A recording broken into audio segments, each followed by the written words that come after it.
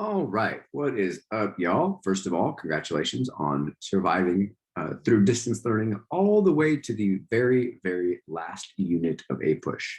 Now, in the next 4 weeks, we are going to discuss the time period from 1945 at the end of World War II, all the way up through Reagan's administration into the 1990s. So we have a lot to get to.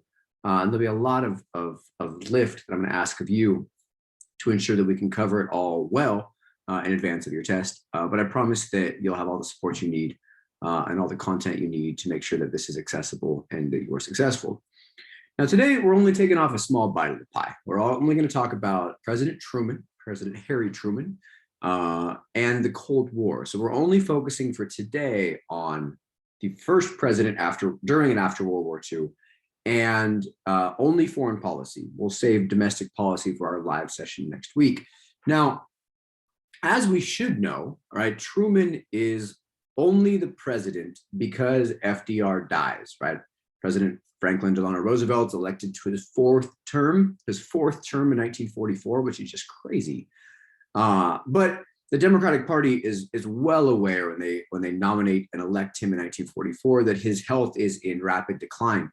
So it's not really necessarily a surprise to the political powers that be when FDR dies and Truman takes office. One of the reasons that Truman is picked as the vice president isn't necessarily because he's well prepared to be president or he's regarded as politically savvy necessarily, but because he represents the moderate democratic ground of not necessarily embracing civil rights, although that's going to change. We'll talk about that on Monday, but also not necessarily being as conservative like the old school Southern Democrats that we know of, who would have turned off the black vote in northern areas. So Truman is, of course, he takes the White House after FDR dies, shortly after his fourth election. He serves out FDR's fourth term, right, the 3.5 years of that term. And then he gets elected on his own right in 1948. But we'll save that conversation for our live session as well. Now, Truman's legacy is significant because he's the president that really oversees what turns into the Cold War, the largest socio-political conflict of the post-World War II era that we'll be discussing on the foreign policy side of things from now till the end of the school year. So really what comes out of World War II is what we can call a new world order, a new way of ordering the world. We see that the old powers, right, there used to be a jockeying of power between countries like the US and Great Britain and France and Russia and Italy and Germany, right? These old world powers who were heavily reliant on imperialism, on a country like England, right, that doesn't have a ton of raw materials or resources, nor do they have a massive expanse of land, right? Like that country is a power because of their overseas stretch, their influence overseas. But because after World War II with the United Nations and this push for decolonization, right, to get rid of colonies, these old world powers are going to be replaced really by two superpowers, two countries that have enormous reach, enormous influence, enormous control, and thus are going to oppose each other ideologically, and that would be the Soviet Union and the United States. Now, in this era, I'm going to refer a lot to the Third World. The Third World is an important characterization that in general means developing or underdeveloped nations, nations that, for example, have not industrialized. They don't have what we consider a modern political and economic system. That usually they're third world because they were very recently somebody else's colony. Right? If you go way back to period 2, at the beginning of our conversation with mercantilism, right? There's no incentive to industrialize an area that's only role is to provide its mother country with raw materials. Thus, many of these third world countries, and this term gets used today oftentimes disparagingly, is actually an assessment of their status in development. And it's not their fault that they're underdeveloped. They're underdeveloped because they were being forced into colonization and imperialism prior to World War II. So really, it's these third world countries that provide the battlegrounds for the Cold War, as both the US and their allies and the Soviet Union and their allies are trying to get these third world countries to align with one side or the other, right? To join up with the capitalist countries in the United States, or to join up with the communist countries in the Soviet Union. So thus, many of the conflicts of the Cold War won't happen directly between the US and the Soviet Union. They'll happen in what's called proxy states.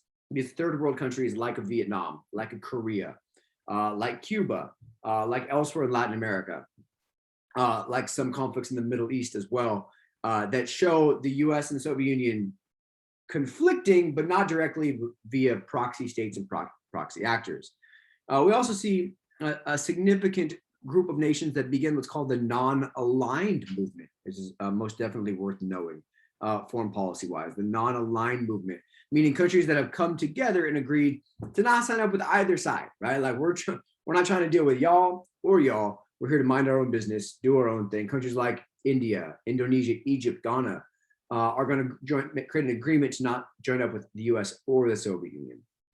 And so all of these are new foreign policy developments post-World War II, as well as the creation of the State of Israel, which is going to cause enormous conflict in the Middle East then and even to today over the rightful state of Israeli relations with the rest of the Middle East. So the Cold War, it's helpful to understand, is a war of ideology. It's a war of beliefs between the Soviet Union and their beliefs in communism and a control state, and the US and the belief in capitalism and democracy. And I'll say like that the US uses this idea of democracy, even though at home, democracy is not really an option for a significant portion of the US population. One of the things actually that creates great momentum for the civil rights movement is very similar to the Double V campaign of World War II, in which Black Americans are saying like, you're making these broad proclamations that we're fighting to save democracy globally, both in World War II and the Cold War, and yet democracy is not really an option at home for us. So that rallying cry, much like it did for the Double V campaign during World War II, is going to be significantly influential for the Black America's civil rights movement that we'll discuss in the 1950s and 1960s. So it's important to know that the Cold War is a war of words, a war of ideas, a war of ideologies, not a outright US versus the Soviet Union conflict, but within the broader Cold War, there are significant examples of hot conflicts, of real, not cold, but hot, actual fighting conflicts that are going to engage allies and troops of both sides. The big ones to know that we'll be discussing are Korea, are Vietnam, like I said earlier, is Cuba, as well as some close to hot conflicts like the Berlin Airlift, the Berlin Wall, some elements in the Suez Canal. So there's a variety of places around the world where the wars spark up, but the US and the Soviet Union never have a formal confrontation. Now, all of this comes out of control of the world after World War II, right? Who is going to have the say? Now, the reality as World War II ends is that Europe is politically cut in half, right? If you look at the maps from World War II, right? Soviet Union's there in Eastern Europe, and the US is working from West, and Great Britain are working from Western Europe, right? They kind of meet in the middle in Germany, and that's kind of the way things are divided, right? Europe is politically cut in half. It is the Soviet troops who have overrun and reconquered Eastern Europe from German control, while it is France and Western Germany that have, and those elements of Western Europe that have been reconquered and controlled by the Allied forces, by the US and Great Britain. So that right when the war ends, when the US is pivoting its attention to worry about Japan, right? The war in Europe ends first before the war in Japan. The US sees to it that Germany surrenders and then turns its full attention to the Pacific. While that's happening, Stalin, in power in the Soviet Union, is already beginning to shape the post-World War European world by just leaving his troops in Eastern Europe, right? Leaving his troops in Eastern Europe, leaving his influence and his control in Eastern Europe. So we start to see the seeds of the Cold War right there, where Stalin does not choose to leave Eastern Europe alone, but chooses to begin using Eastern Europe for his own benefit, his own purposes. So this is kind of what I'm talking about. All right, so we have non-communist countries by 1948, just 3 years after the World War II is over, right? Greece and Turkey, we'll talk about here in a little bit, so pay close attention to them. But Italy, Austria, West Germany, France, Switzerland, Spain, Britain, right? The Nordic states are all non-communist. Well, what the Soviet Union does is turn all of these Eastern European states, right, as the Soviet Union liberates them from German control, right, frees them from the German army, turns them almost immediately into Soviet satellite states or buffer states around them: Poland, Czechoslovakia, Hungary, Romania, Bulgaria, Yugoslavia, Albania, etc. So we see the U.S. Approaching World War II with a very post-World War II with a very capitalist perspective, and the Soviet Union approaching post-World War II with a very communist perspective, and that's what's going to cause the Cold War. Now, Germany is going to cause significant conflicts. As you can see, Germany right here is cut in half. We have West Germany and we have East Germany. And the Soviet Union and America look at Germany very differently. This is important. The US priority is to reunite Germany, to put Germany back together and to stabilize it, because the US believes that a stable, prosperous Germany is good for Europe as a whole. The Soviet Union looks at it differently and says, I don't know about y'all, but two times in the last 30 years, the Germany has turned and invaded the Soviet Union. It's happened now twice, World War I and World War II. So we're going to put up all these loyal states to us to keep Germany in check, to keep Germany from trying this again. We've learned our lesson from World War I and World War II. We're not going to let that happen again. So all of this goes back to the World War II wartime conferences that you read about at the tail end of period 7. Now at Yalta, Stalin promised to allow what's called self-determination in Eastern Europe. Self-determination means to decide for yourself, right? Meaning he's going to let all these countries decide for themselves what kind of government, what kind of society they want to build after World War II.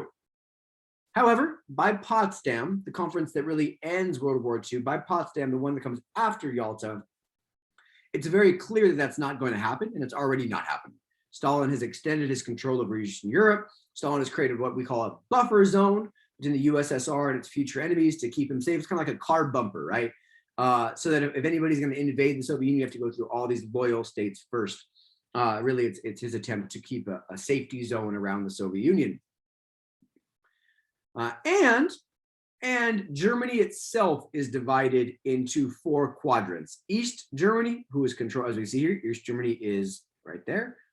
We see it's under Soviet control. East Germany, which is under Soviet control. The northern quadrant, who's controlled by the British, the far western quadrant by the French, and then the American quadrant right here. So Germany itself is divided. And this is one of the significant Cold War themes I want you to approach this study with. Potsdam, the conference that decides all this division, presents this clear and significant Cold War theme. Because the US and the Soviet Union can't agree on how to govern, how to compromise, how to create a stable society, instead of finding common ground, they just divide it. Right? They treat it more like a divorced couple, right? Like, you take the dresser, I'm gonna take the bed. All right, cool. Right? Nobody's taking half the dresser and half the bed. They're dividing things between the two.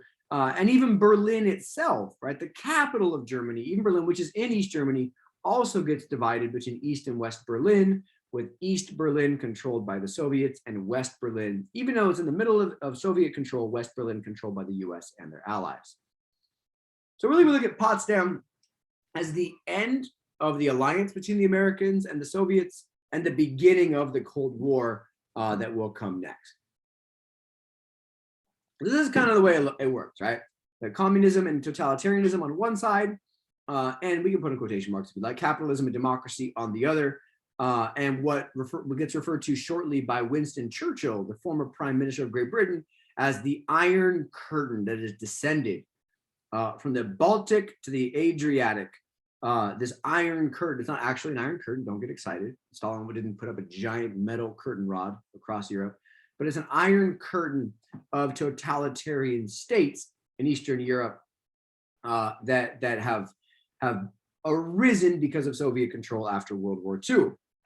By the late 1940s, the US begins to view Stalin as basically a new Hitler, right? A dangerous threat, an aggressive dictator who is intent on creating world domination under his ideology.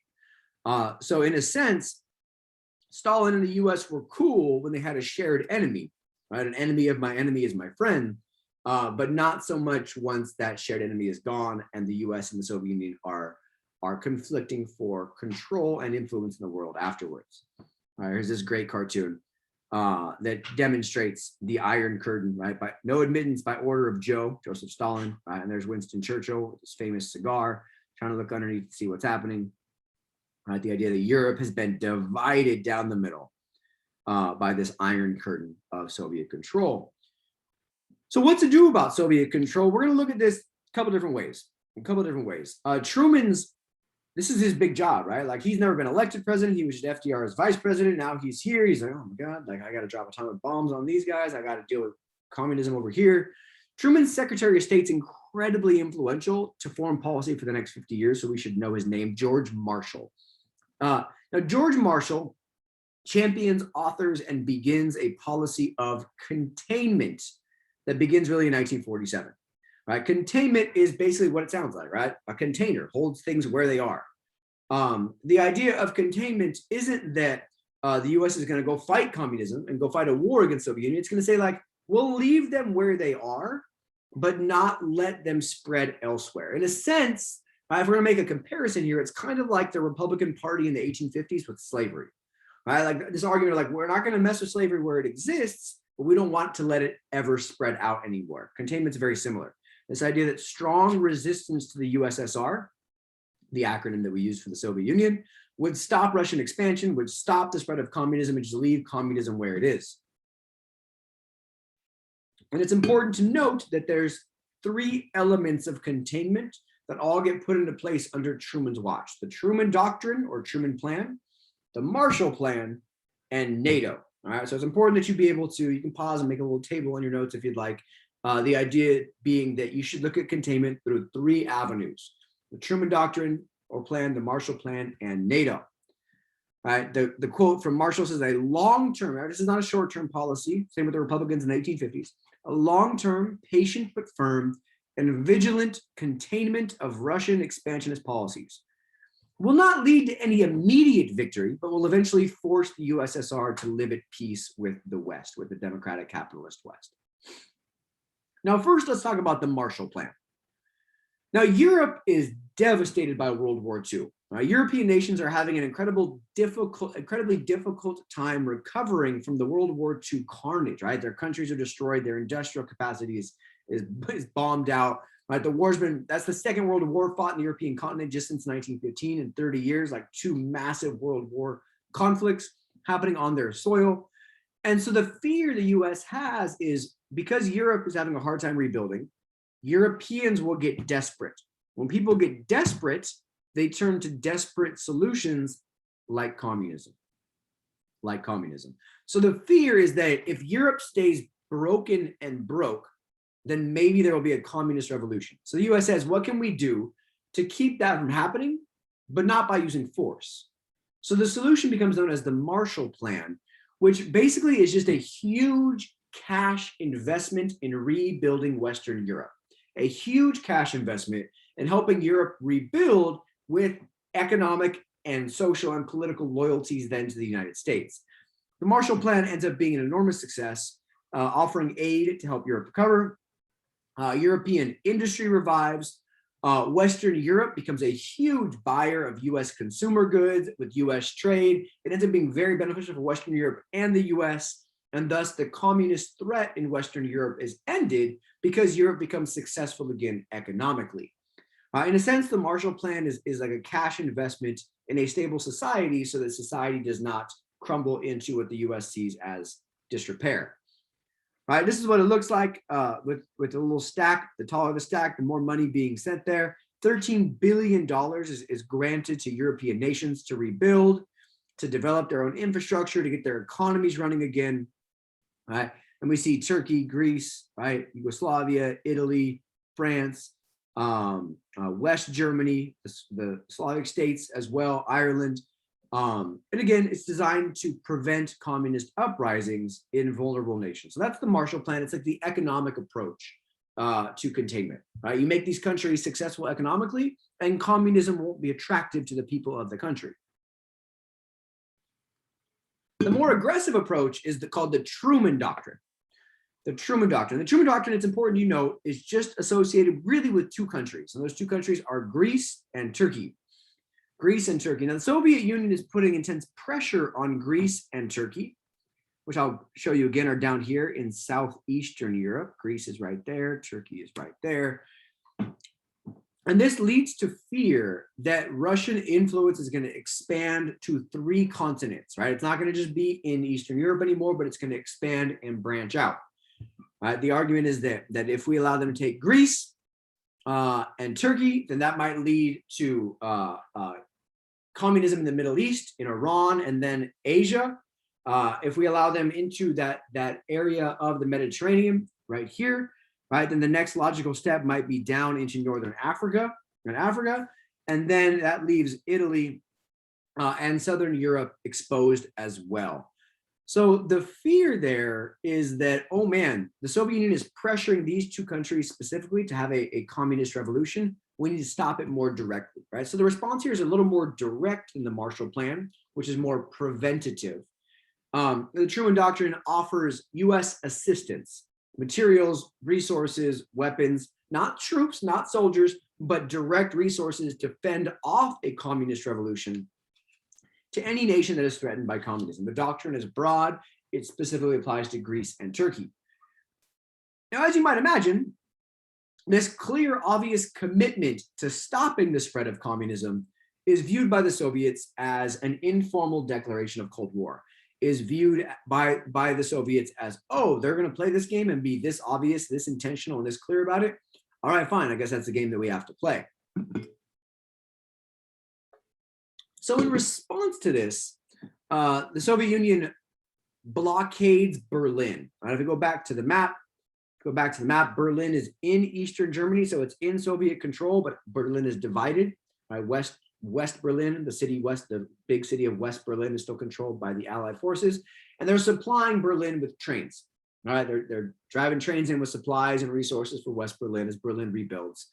And the Soviet Union just blocks that. It says, nope, no more trains, no more access to East Germany, and no more access to East Germany means no more access to West Berlin, the little city in East Germany. So they established this blockade in response to the Truman Doctrine, in response to capitalism in Western Germany. And the US is faced with a choice: either let West Berlin fall and say, all right, cool, you can have West Berlin and set the precedent and that's the way things are going to go, or find a way around it. Right? You can't just invade East Germany because now we're in a third world war, which nobody wants. What the US does, they launch the Berlin Airlift, an incredibly significant commitment to keep West Berlin supplied despite the blockade.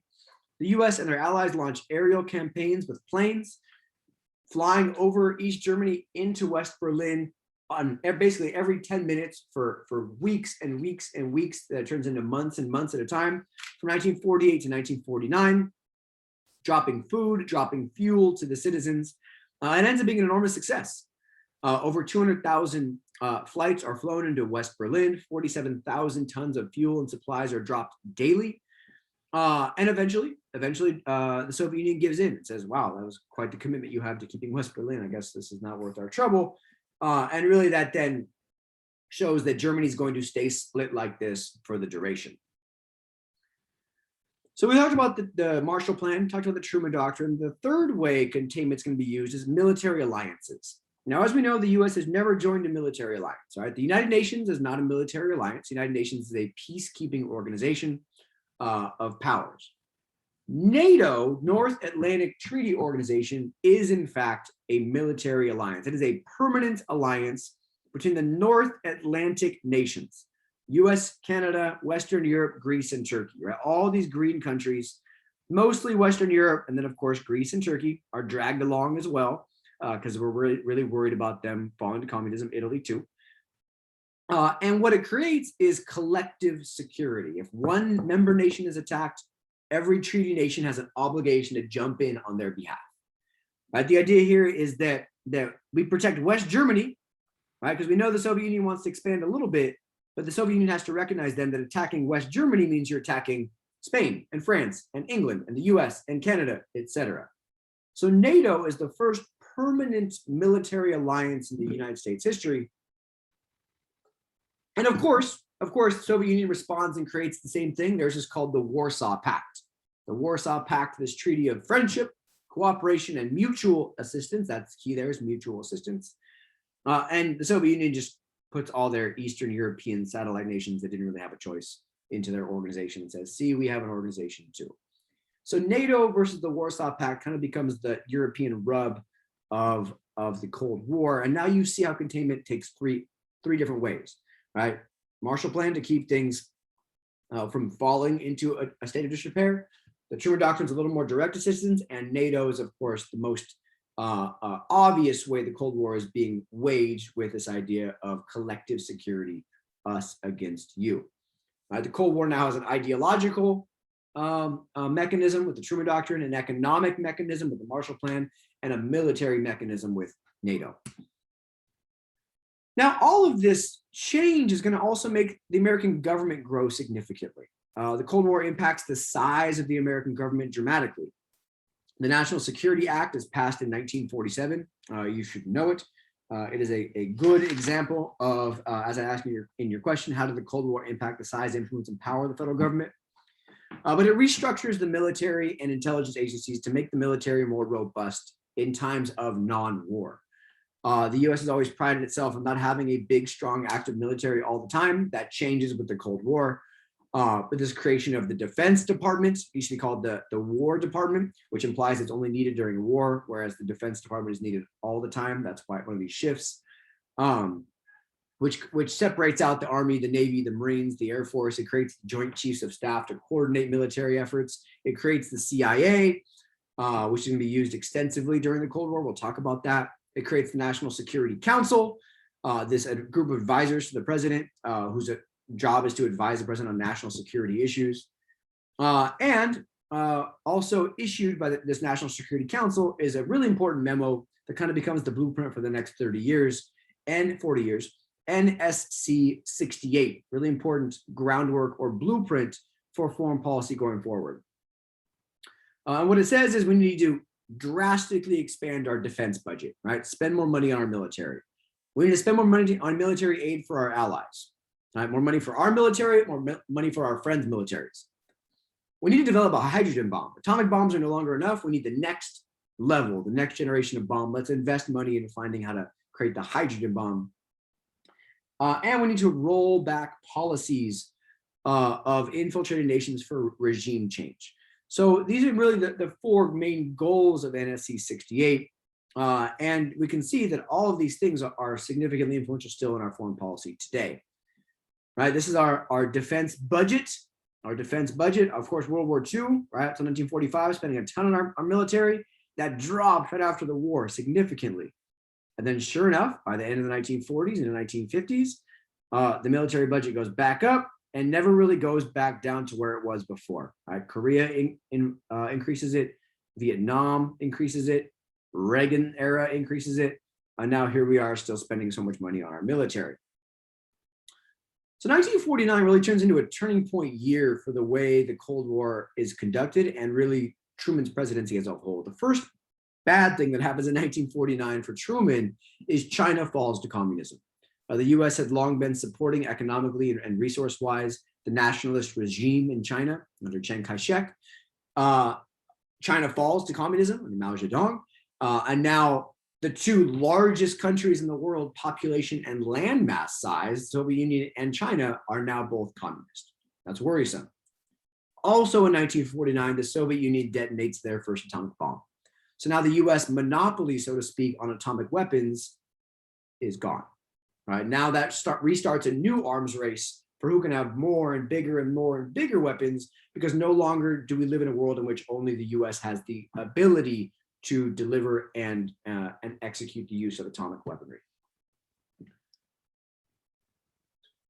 It does create this era of fighting with arrows despite having giant bombs, because this fear of massive retaliation. If we drop a big bomb on them, they're going to do the same thing back to us. And this cartoon does a pretty good job of laying that out for us. Now, the first time the Cold War really heats up and turns into real armed conflict is Korea. Now, Korea, like much of the world, has been divided after World War II between Soviet control and Western control. The northern Koreans above the 38th parallel there are occupied, are controlled by the communists under Kim Il-sung.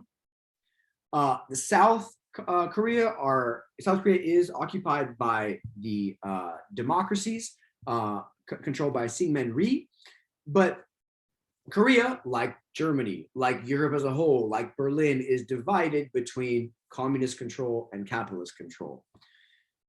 Now, North Korea invades South Korea. The communist North Korea invades South Korea in 1950 under advice by the Soviet Union and China. They look at this as the next place that communism can expand. So this is the first time the United Nations is called into defense, right, of peace and stability in the world.